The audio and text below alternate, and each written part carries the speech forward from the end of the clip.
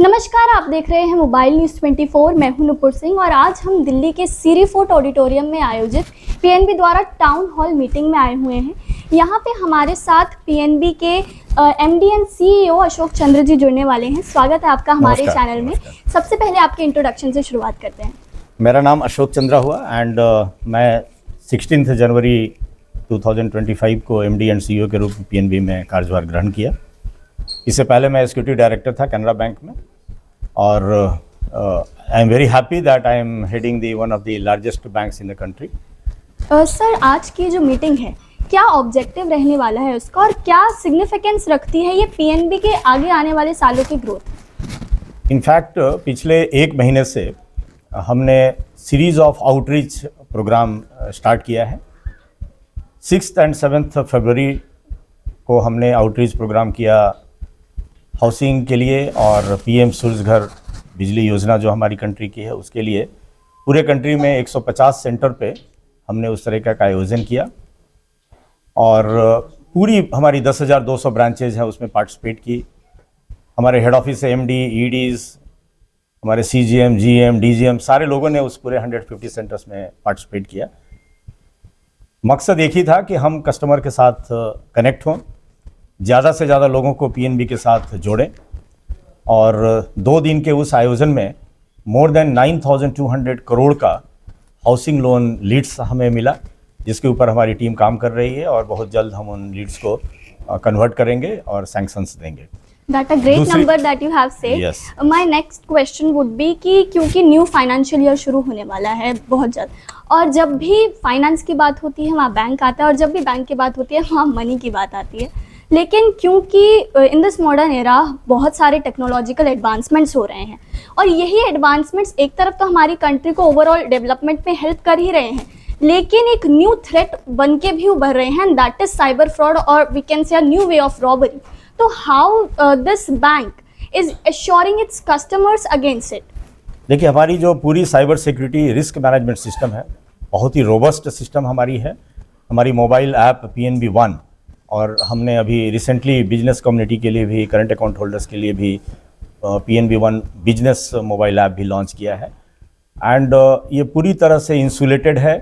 किसी भी तरीके की किसी भी कस्टमर को कोई भी डिफ़िकल्टी हमारे मोबाइल ऐप के थ्रू नहीं होने वाली है और मैं अपने सारे पीएनबी ग्राहकों को आश्वस्त करता हूं और जो नए लोग पीएनबी के साथ जुड़ने वाले हैं और जो हमारी मोबाइल और डिजिटल बैंकिंग को यूज़ करने वाले हैं उनको किसी भी तरीके का थ्रेट नहीं होने वाला है। दूसरी बात मैं इसमें बोलूँगा कि साइबर सिक्योरिटी एक बहुत ही बड़ा एक बिंदु है जिसके ऊपर ग्राहकों को भी, आम जनता को भी और बैंक के कर्मचारियों को भी इसके ऊपर सोचना है। हमारे ही देश में नहीं है, हमें नहीं पता कि वो साइबर ठग कहाँ से बात कर रहा है, तो उससे एश्योरेंस कैसे मिल उसमें बहुत जागरूकता की ज़रूरत है और अगर हम सभी मिलकर इस जागरूकता को आगे बढ़ाएं तो मुझे नहीं लगता है कि किसी भी साइबर थ्रेट को प्रिवेंट करने में कोई डिफ़िकल्टी होगी। जागरूकता में सबसे बड़ी बात है कि किसी भी अननोन नंबर से कोई कॉल आता है, कोई ओटीपी आता है, किसी भी तरीके की लिंक आती है, तो उन सारी चीज़ों को हमें कभी भी टच नहीं करना चाहिए, उस सारी चीज़ों को इग्नोर करना चाहिए। अगर हम अपने आप को इन मर्यादाओं में बांध कर रखें तो मुझे नहीं लगता है कि कोई भी साइबर थ्रेट किसी भी अकाउंट को अटैक कर सकता है या कोई मोबाइल को हैक कर सकता है। दूसरा, मैं इसी संबंध में एक और बोलूँगा कि 12 अप्रैल को हमारा पीएनबी का फाउंडेशन डे है और 10 अप्रैल को हमने इसी साइबर के ऊपर ही पीएनबी मैराथन का आयोजन किया है और हमारा थीम है पीएनबी साइबर रन। तो उस दिन बहुत बड़ा कार्यक्रम हम जवाहरलाल नेहरू स्टेडियम में करने जा रहे हैं और मैं जितने लोग यहाँ मौजूद हैं और आपके माध्यम से मेरे सारे दिल्ली वासियों को अनुरोध करूंगा कि उस साइबर रन में आप सभी पार्टिसिपेट कीजिए। पर्पस केवल यही है कि साइबर सिक्योरिटी के माध्यम से हम कैसे लोगों को जागरूकता प्रदान करें। जी, आरबीआई ने रिसेंटली 5 साल के गैप के बाद जो है डिक्लाइन किया है रेपो रेट्स में, तो कैसे ये इन्फ्लुएंस करने वाला है पीएनबी के होम लोन्स में? कैसे क्या आप एडजस्टमेंट करने वाले हैं और क्या ये हमारी कंट्री के इकोनॉमिक स्टेबिलिटी में क्या इफेक्ट डालने वाला है? देखिए, इसका इम्पैक्ट तो बहुत बड़ा है, आने वाला है और इमीडिएटली उस अनाउंसमेंट के दूसरे दिन ही पीएनबी एक ऐसा बैंक था जिसने अपनी रिपो रेट का बेनिफिट सारे कस्टमर्स को दिया और 25 बेसिस पॉइंट से हमने ऑलरेडी जितने भी हमारे रिटेल लोन्स हैं सभी स्कीम्स में हमने 25 बेसिस पॉइंट से अपने रेट को घटाया है हमारा हाउसिंग लोन का रेट हुआ करता था, मिनिमम जो रेट होता था वो 8.40 है, उसको घटाकर अभी हमने 8.15 किया है।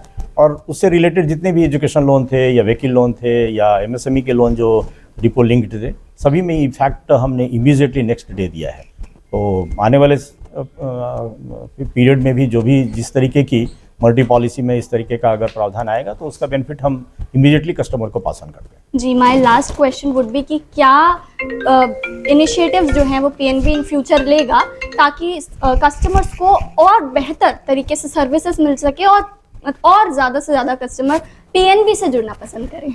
हम अपनी सारी जो लाइबिलिटीज़ के प्रोडक्ट है उसके ऊपर काम कर रहे हैं और 12 अप्रैल जो हमारा फाउंडेशन डे है उसमें हमारी जितनी भी लाइबिलिटीज़ के प्रोडक्ट हैं, जिसको हम कासा प्रोडक्ट्स बोलते हैं, वो सारी प्रोडक्ट को हम रिवैम्प कर रहे हैं और एक बहुत ही डिफरेंट स्वरूप में हमारी सारी कासा स्कीम्स उस दिन हम रिवैम्प करके लॉन्च करने वाले हैं। ये पहला है। दूसरा, हम सारे प्रोडक्ट्स में कितनी डिजिटल इनिशिएटिव्स ला सकते हैं जिससे कस्टमर को कन्वीनियंस हो, तो उसके ऊपर हम काम कर रहे हैं। और आज का ये जो टाउन हॉल मीटिंग है जो हम आज अपने स्टाफ के साथ रीच आउट कर रहे हैं, जो मैंने 6 और 7 फरवरी को जो रीच आउट किया होम लोन के लिए, 13 फरवरी को एमएसएमई के लिए और 1 मार्च को हमने सेल्फ हेल्प ग्रुप और एग्रो के लिए हमने रीच आउट किया लोगों के साथ।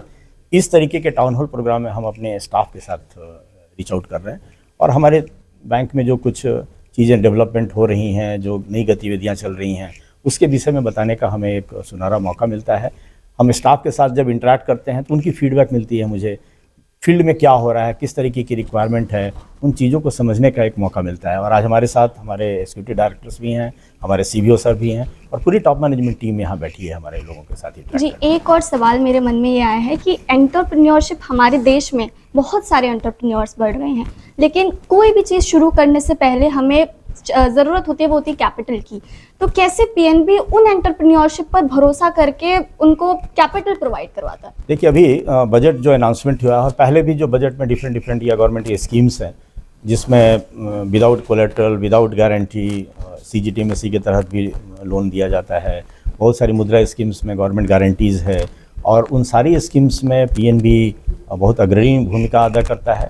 अभी दिसंबर में हमने लॉन्च किया है 25 लाख तक के बिना किसी पेपर के डिजिटल फुटप्रिंट के थ्रू आप अप्लाई करें कोई भी लोन, और बिना कोई पेपर सबमिशन के आपको 1 घंटे के भीतर अगर एलिजिबिलिटी उसमें आती है तो आपको डिजिटल उसका सैंक्शन भी मिलेगा, डिजिटल डॉक्यूमेंटेशन होगा और डिजिटल डिस्बर्समेंट होगा। तो ये 25 लाख तक हमारे नए कस्टमर और हमारे जो एग्जिस्टिंग कस्टमर हैं, दोनों को इस सुविधा का लाभ हमने देने का। अभी रिसेंटली आपकी फाइनेंस मिनिस्टर के साथ मीटिंग हुई थी, उसमें आपने बैड लोन रिकवरी को लेके, एक बड़ा चैलेंज है पीएनबी के लिए, तो उसके लिए क्या प्लान है? बैड लोन रिकवरी तो अब पास्ट हो गया पीएनबी के लिए। ये स्थिति हमारी थी, आई थिंक 3 साल पहले हमारी स्थिति खराब थी। पीएनबी में ग्रॉस एनपीए हमारा 14% था, नेट एनपीए भी 7-8% था। लेकिन आज के डेट पे अगर आप हमारा ग्रॉस एनपीए और नेट एनपीए देखें तो ग्रॉस एनपीए ऑलरेडी हम 4.04% पे हैं, net NPA one of the lowest in the banking industry पे हम 0.41% पे हैं। तो हमारी प्रोविज़न 1,32,000 करोड़ की हमारी प्रोविज़न है, प्रोविज़न कवरेज रेशियो हमारी 97% है। तो पीएनबी में जो ग्रॉस एनपीए, नेट एनपीए का जो प्रॉब्लम था और एनपीए का जो मेनांस था वो पूरी तरह एड्रेस हो चुकी है और आज बैंक एक बहुत ही स्ट्रॉन्ग एंड स्वस्थ बैंक के रूप में जाना जा रहा है। आखिर में सर क्या मैसेज है पीएनबी की तरफ से उन तमाम ग्राहकों के लिए जो बैंक से जुड़ना चाहते हैं, बैंक की फैसिलिटी का लाभ उठाना चाहते हैं, क्या कहेंगे इस town hall? PNB second largest bank है इस कंट्री का, पीएनबी 4th लार्जेस्ट बैंक है इस कंट्री का, second largest public sector bank, 4th largest bank.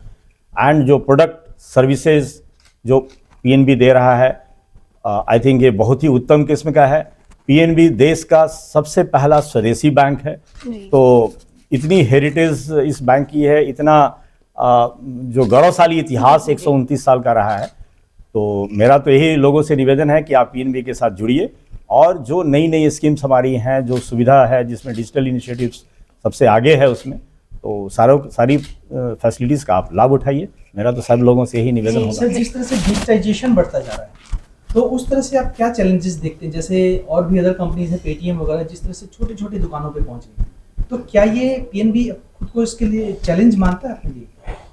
देखिए, ये आज के डेट में ये कोई चैलेंज नहीं, बिकॉज जो भी फैसिलिटीज़ आज फिनटेक के द्वारा दिया जा रहा है वो सारी चीज़ें हम भी दे रहे हैं, और जहाँ भी ज़रूरत नहीं है तो वहाँ हम कोलैबोरेट कर रहे हैं।